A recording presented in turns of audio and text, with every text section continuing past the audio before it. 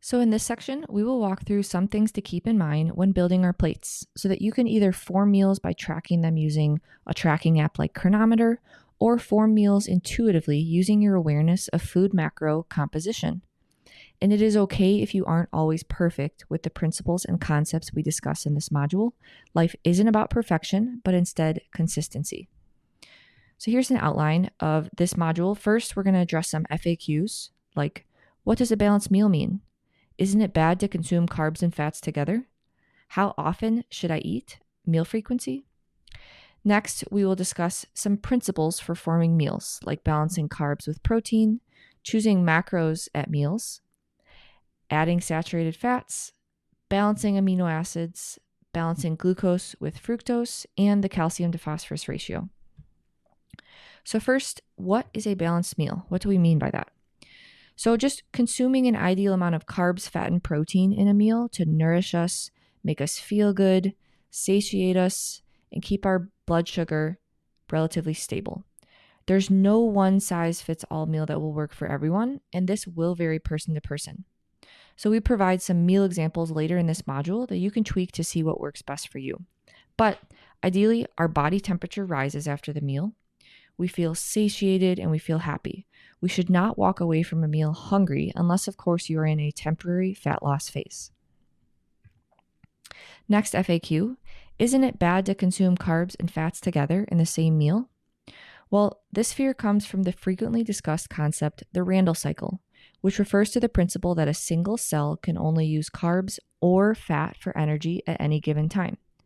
Yes, the Randall cycle is real. Here's a quote from the literature. Quote, the glucose fatty acid cycle, also termed the Randall cycle, describes the allosteric regulation of energetic substrate selection in which products of fatty acid oxidation inhibit glucose utilization for energy production, end quote. Essentially, increased fat burning inhibits carb burning via the Randall cycle on a cellular level, and vice versa. But I think people misinterpret this principle far too often, leading to fear, anxiety, confusion, and thus stress, moving health in the wrong direction. More specifically, the Randall cycle often has a negative connotation, that it's somehow a bad thing. But it's quite the contrary. It's an incredible, intelligent mechanism that allows fat to be used efficiently in certain tissues in order to spare glucose for the tissues that require it for day-to-day operation. So, first point, thankfully, we are not single-celled organisms. Our body is an incredible system with different cells, tissues, nerves, and organs that all work together in a coordinated effort. And different fuel sources, carbs versus fats, are used in different organs at the exact same time. For example, as you're sitting right now, your brain is using carbs, or carbs plus ketones, for fuel, and your muscles at rest are using fat for fuel. Your body has this incredible ability to partition fuel sources to the different tissues throughout the body. Certain organs prefer fat as fuel, like your heart and muscles when you're at rest, and then other parts of the body can only run on carbohydrates, including the central nervous system, red blood cells, thymus and various gonads, the brain, and muscles during strength training. This is not an exhaustive list, but I think you get the point. Various fuel sources are used throughout the body at the same time, and this changes throughout the day. The body is designed to use both of these fuel sources. And second point, your body is able to store fat and carbs for later use. Think of it like a big shipping fulfillment warehouse. When you eat, you refill your carbs and fat shelves, and then your body can pull from these shelves throughout the day to satisfy energy needs. Fat from your food can, of course, be oxidized for fuel. It can be used structurally and can be stored as adipose. Carbs can also be oxidized for fuel and can be stored in our liver, muscle tissue, and a small amount in our brain. Humans, on average, store about 500 grams of glycogen, which is stored carbohydrates, in skeletal muscles, and 100 grams of glycogen in the liver, with total body glycogen storage at approximately 600 grams, an amount that varies based on your body mass, diet, fitness, and overall activity level. Glycogen particles are then distributed within the muscle cell to support the local energy needs of the cell during exercise, providing instant energy for fitness movements, so muscle glycogen will be depleted to a certain amount depending on your intensity after workouts. And then liver glycogen will be depleted over the course of the day and nighttime as your body uses this glycogen to keep your blood sugar in a tight range and to perform its 500 plus tasks. So here's a quote from the literature. Quote, the roughly 80 grams of glucose stored as liver glycogen is used to constantly replenish the 4 grams of glucose circulating in the blood. To ensure the brain has an ample supply of glucose, the liver releases glucose into the bloodstream at a rate similar to the uptake of glucose from the blood into tissues, thereby stabilizing blood glucose concentration, end quote. So at night while we sleep, the liver secretes glucose to maintain blood glucose levels. So by morning, 60 to 80% of the liver glycogen has been secreted and used by cells throughout the body. Muscle glycogen is not depleted during the night since muscle glycogen can't leave the cells and the muscles aren't exercising in the middle of the night. So we also store a small amount of glycogen in brain cells, specifically in neurons and astrocytes, non-neuronal glial cells that play an important role in stabilizing, insulating, and nourishing neurons. So at the end of the day, how much of these carb and fat stores were used to perform physical activities, brain activities, and numerous other functions throughout the body? The more orders, the more items will need to be restocked. So no, eating carbs and fat together does not automatically lead to fat gain and does not automatically give you diabetes. If you eat cheese, which contains some fat, with sourdough bread or fruit carbs, that doesn't instantly pack on the pounds.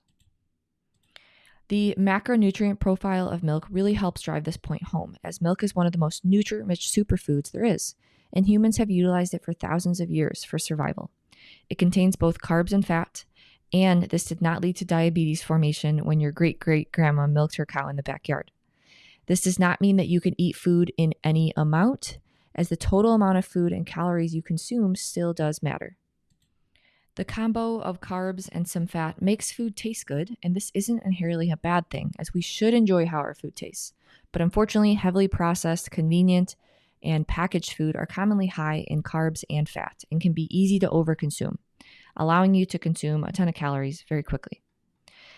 So the type of fat and carbs you eat also matters. Your body is going to utilize the energy from a meal that contains sourdough, rice, potatoes, or fruit, and cheese, which does contain some fat, a lot differently than a meal that contains a ton of glyphosate-rich, iron-fortified flour and vegetable oils, a fat high in PUFAs. Eating high carb with a lot of PUFAs is a recipe for disaster. And also, you don't have to go overboard with fat, and eating too much fat can definitely interfere with carb metabolism. But there is something called moderation, and putting an appropriate amount of butter on your potatoes is not going to make you diabetic. My hope is to help you let go of this unnecessary fear that you can't eat carbs with some amount of fats together. You have a lot of other things to worry about in your life. When we better understand nutrition and physiological principles, we can move past unnecessary fear-mongering and start living our lives with a health-forward focus. So the last FAQ to address in this module is, how often should I eat? Again, this is very person dependent, but it will depend on your day-to-day schedule, work, and preferences. Eating 3 to 4 meals per day will work well for most people. Some people may prefer 5 meals a day. We aren't huge fans of frequent snacking, which we discuss more in depth in the large gut health section modules. So one option would be 3 meals a day with a balanced snack, or 4 full-size meals a day. But try to eat a meal, then wait to the next meal. Don't really graze in between, as this can negatively impact your natural intra-meal digestion state that's roughly on a 3-hour schedule. If you get hungry right after your meal or soon after and feel the need to snack, that's a sign that your meal wasn't big enough. But going 3 to 6 hours between meals should work well for most. Including starches or slightly more fat in a meal will allow you to go longer between meals, whereas just having those sucrose sources like fruit juice, or other simple sugars means that we may have to eat more frequently to avoid blood sugar drops. So as long as we're feeling good, have good body temp and pulse, pooping good, and sleeping, find a frequency that works for you. But meal size and meal frequency is a parameter you can experiment with as you optimize your health and making health fit into your schedule. The less meals you have during the day, the larger your meals will need to be to make sure that you're getting your required calories in for the day. And remember, it is a good thing to be able to eat more food, more calories while not gaining weight. So if you have more meals, they'll be a little bit smaller size. If you have less meals, those will be a little bit bigger. So now let's transition to some meal forming principles. So the first main principle, balance carbs with protein. So carbs raise blood sugar and protein lowers blood sugar. Thus, when consumed together in appropriate amounts, they help us keep our blood sugar a little bit more stable. Here's a quote from the literature. Quote, "We conclude that protein co-ingestion with carbs represents an effective dietary strategy to strongly augment postprandial insulin release and attenuate the postprandial rise in glucose concentration." End quote. And remember, we are not looking for a flat line for our blood glucose, as it is normal for blood sugar to rise after a meal, as that is the point of eating. What we want to see is a return to baseline, a bump, then return to baseline. So when working properly, we have systems to take the energy we consume and utilize it or bring it to where it needs to go so that our blood sugar can remain in an ideal range. We want to avoid it staying elevated, and we also want to avoid a flat line, as this means that our body is activating the stress response to avoid dangerous blood sugar drops. Many people fearmonger carbs about blood sugar imbalance, but less discussed is eating high levels of protein without sufficient carbs. When we eat protein, our body releases insulin to stimulate cells to absorb amino acids and synthesize proteins. Since insulin lowers blood sugar as it disposes of amino acids, eating a large amount of protein on its own will cause a sharp decrease in blood sugar. Without consuming carbs, our body will then activate the stress response by releasing adrenaline and cortisol to raise the blood sugar via gluconeogenesis. Adrenaline releases fatty acids into the blood from our fat stores and will mobilize any remaining glycogen from the liver, which is very low in the mornings. So cortisol initiates tissue breakdown to perform gluconeogenesis, converting those amino acids or precious muscle tissue into carbs, because remember, certain cells in our body can only use carbs. Here's a quote from Chris Masterjohn. Quote, "Since gluconeogenesis," and again, that's the conversion of protein into carbs, "since gluconeogenesis is an extremely expensive investment with a negative return, it makes sense that the body would regulate it as a stress response and thus place it under control by cortisol." End quote. So a meal high in protein alone will not help us build up our energy reserves. We need carbohydrates. So to determine your meal protein amount, take your total protein needs for the day and then divide by number of meals. So let's just take an example. Let's say your target is 120 grams of protein and you have 3 meals. So 120 divided by 3. So then you need 40 grams of protein per meal. Another example, 120 grams of protein, but you're going to do 4 meals. So 120 divided by 4, that's 30 grams of protein per meal. And last example, 120 grams of protein and you have 3 meals and 1 snack. Well, you can divide that up a little bit less evenly. So let's say 35 grams at each meal and then 15 grams of protein at your snack. So the ratio of carbs to protein in a meal will depend on where you're at in your journey and what your current needs are. A good starting place if you've been low carb for a long time is 1-to-1. So for example, 30 grams of protein in a meal and 30 grams of carbs. That's just because you may not have used or consumed carbs in a long time, and we want to slowly get up there. Otherwise, you can start at a 2-to-1 or 3-to-1 ratio. For example, with 30 grams of protein, you will eat 60 to 90 grams of carbs. So 30 times 2 is 60, 30 times 3 is 90. As your metabolic rate improves and you are able to increase carbs, you may get closer to the 4 to 5 to 1 carb to protein ratio. For someone who came from a very restricted, always under-eating background, or for someone who is super active, you may need an even higher ratio. Remember, carbs are not a bad thing, but this carb to protein ratio is a great ratio to experiment with to see where you feel best and what increases your body temperature. Second principle, add some healthy saturated fats. So adding an appropriate amount of fats to meals will help with satiety and blunt large blood sugar spikes as fat digestion slows blood sugar release. They also add a ton of flavor and aid in digestion with bile release. So as discussed throughout the course, we want to focus on saturated fats. The amount of fat you will add to your meal will depend on the amount of fat contained in your protein source at that meal. So, for example, if you consume a zero or low fat protein source like shrimp, cod, really lean beef, lean chicken, low fat milk, low fat cottage cheese, or even low fat Greek yogurt, then adding a little extra fat may be a good idea. But if you're consuming a fattier cut of steak like a ribeye or eggs, full fat dairy products like whole milk or cheese, pork chops with a big fat cap, then you don't necessarily need to add fat to that meal. There's already plenty of fat in those protein sources. So some examples of fats that we like to add to meals that have great fatty acid profiles. So this would be butter or ghee, egg yolks, and ideally corn and soy free, low PUFA if you can, coconut flakes, coconut oil, dark chocolate, bone marrow, and ghee. So again, the amount of fat will depend on your goals, your total fat intake, and your current stage of healing. Dietary fat is not bad, but we don't have to go overboard with adding it to meals. And truthfully, the amount that you have in a meal can vary throughout the day.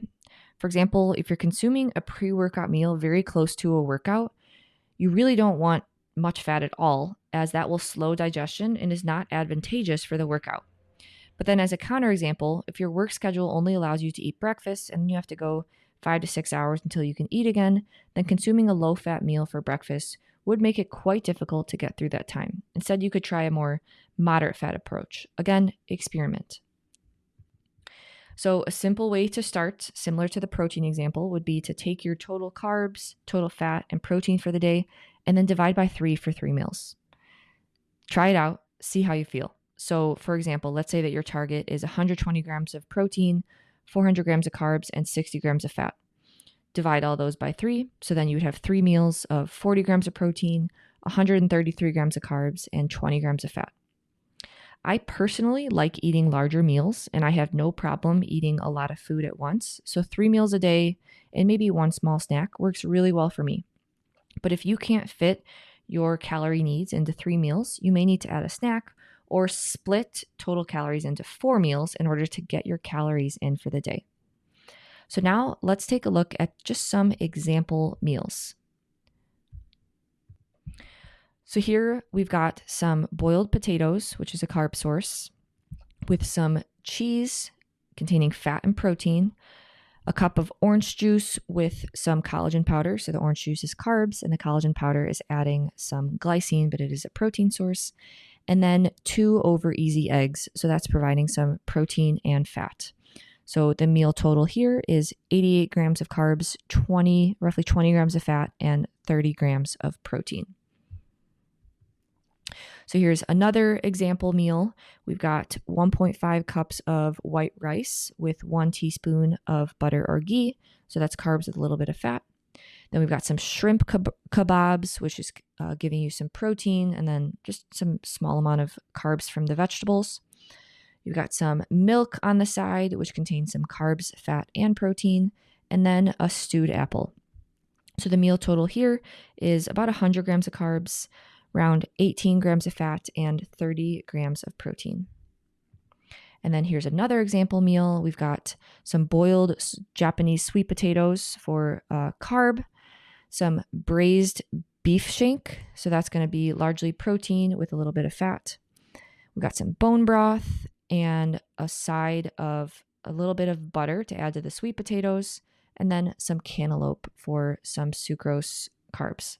So the meal total is about 80 to 90 grams of carbs, 35 grams of protein, and about 18 grams of fat. So these were just examples, but in general, we should gauge how our body responds using our body temperature, because remember, our body temperature should go up after breakfast and lunch, in addition to hunger signals and energy levels. We should not be stuffing ourselves, but on the flip side, you should not walk away from a meal hungry, leading to a binge or wanting food 1 to 2 hours later. So now we will move on to some more advanced ratios and principles we like to think about when forming plates. So the third principle is balancing amino acids.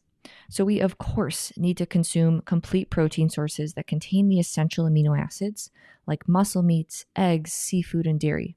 This is especially important if you're working out and building muscle in order to promote muscle protein synthesis and provide our body the building blocks. But you can go overboard here. So an often underlooked component is balancing this protein with a collagen-rich protein source. So we should balance the more pro-inflammatory amino acids such as methionine, cysteine, and tryptophan that are high in muscle meats with the anti-inflammatory amino acids in bone broth, gelatin-rich meat cuts, gummies, or collagen powder. This ratio does not have to be perfect, but we think that the overall daily consumption of these two protein sources is what matters. And being mindful at each meal about which protein source you're consuming then makes it easier to consume a balanced protein intake for the full day. So here's some examples. If you're eating a chicken breast or a beef tenderloin, have some bone broth with it. If you're having some dairy like cottage cheese, Greek yogurt, or milk, have some gummies, homemade gummies made using gelatin powder with it. And another example is prioritizing gelatin-rich cuts like beef shanks, chicken gizzards, beef or pork cheeks, oxtail, pork hocks, lamb shanks, and ground beef that have a much more balanced amino acid profile because they contain a lot more collagen. Prioritize these over the more tender muscle meats like beef tenderloins or chicken breasts. So, of course, these require a very low and slow cooking to break down that collagen. Another example is consuming eggs with collagen powder in some juice or a cup of bone broth. And another example is using collagen powder in homemade baked goods like homemade waffles. Now, you don't have to do this all the time, but adding in anti-inflammatory amino acids through gelatin-rich sources will be important for long-term health, metabolism, and longevity. And it's easy to keep your whole day balanced if you think about adding some at each meal. The fourth principle is balancing glucose and fructose sources. So for fats, we discussed that we should prioritize saturated fats. For protein, we discussed how we should balance the amino acids. Now, carbs. So as we discuss in the carbs section in a future module, there are no pure fructose sources. Fruit is a combination of fructose and glucose. However, there are pure glucose sources. So think starches, potatoes, rice, bread. So for meals, we like to consume our carbs in balance. So balancing a starchy glucose carb source with a sucrose source. So this can help improve starch digestion, glucose availability, and add variety to meals. Can also increase satiety to go longer between meals if need be. So let's just walk through a few examples. So if you're going to have white rice at a meal, add a little bit of fruit like pineapple. Again, the fact that I chose pineapple as an example doesn't mean you have to pair rice and pineapple. Just if you're going to have some rice, try adding a little bit of fruit. If you're going to have some potatoes, try adding some fruit like an orange or maybe some orange juice. With some sourdough, add some marmalade or jam to that slice. And again, you do not have to do this all the time. Like it is okay to just have potatoes or just have rice as your carb source. But see where you have improved digestion, and maybe this just offers more variety and makes your meals more fun. For many people, they do really well with including a balance of both starches and sucrose. So, and to conclude this section, we'll discuss the calcium to phosphorus ratio, another important ratio we should try to balance. So this is discussed more in a future module, calcium, dairy, and the calcium phosphorus ratio, but maintaining a calcium to phosphorus ratio close to 1 is important for health and your metabolism. So for calcium, think dairy, well-cooked collard greens, or homemade eggshell powder. And then for phosphorus, think grains and meat. So it's important to consume these minerals in balance. And this is not something you will achieve at each meal. We think a daily calcium to phosphorus ratio is more important. However, a good daily ratio is achieved by being mindful of calcium intake at each meal. So again, here are some examples of balancing phosphorus-rich foods with calcium-rich foods. So meat and milk. Another example would be having some, if you're going to have pork chop at a meal, add a little bit of cheese to give you some calcium. Another example is low and slow cooking of pork hocks or beef shanks or lamb shanks. Add some well-cooked collard greens to that slow-cooked stew. Again, collard greens contain quite a bit of calcium. This is not something you need to be perfect with. Instead, just being mindful of including calcium sources regularly. So in summary, there is a lot of room for personalization when it comes to forming meals. Thinking about your daily life schedule can be helpful when creating a realistic, sustainable meal routine day to day. So a few factors to consider when forming meals include balancing amino acids, so try to eat both complete protein sources and collagen-rich sources. Second, calcium to phosphorus ratio, by including some calcium sources at meals, as it is quite easy to get your phosphorus intake in. So utilizing full fat or even reduced fat dairy products are some of the best calcium sources. There's nothing wrong with reduced fat dairy products. What do you think our ancestors did with the skim milk after making butter? Balancing starches with some sucrose sources like fruit. Balancing carbs with fat in an amount that makes you feel good and allows you to still utilize glucose well. We don't have to go overboard. The ratio between carbs and fat will vary a little bit person to person and will depend on your activity level, current metabolic health, and dieting history. You shouldn't consume zero fat, but you also don't need to go overboard and really add a lot of fat to meals, but we don't need to fear consuming carbs and fat together in an appropriate amount. As always, run your own experiment and use your body temperature, pulse, sleep, energy level, and digestion to gauge how well meals are working for you.